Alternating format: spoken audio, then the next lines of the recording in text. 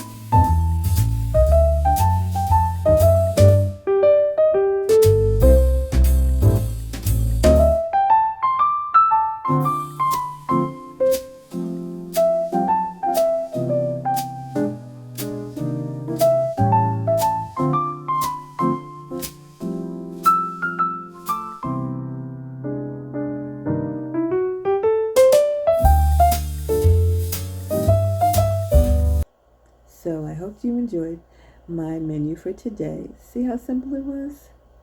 And it's for those days when you don't really want to rush. You just want to like lay around, relax, which is what I did today. You know, and stop running to the store buying bread.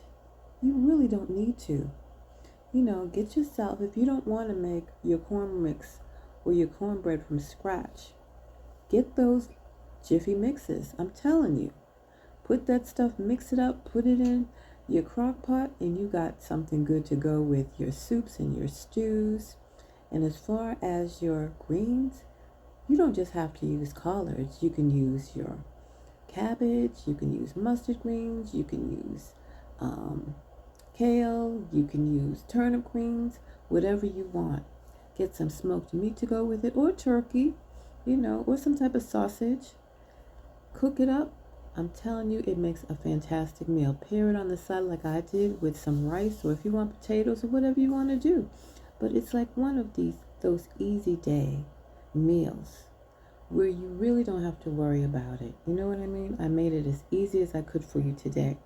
That's going to be all for me today. Oh, let me tell you before I forget, please, I have a podcast called No Reinvention Needed, Just a Return. It's on Spotify, Iheart, and Apple. And it comes on every single Thursday. And we talk about girl stuff, you know, and things that are happening out in the world as well.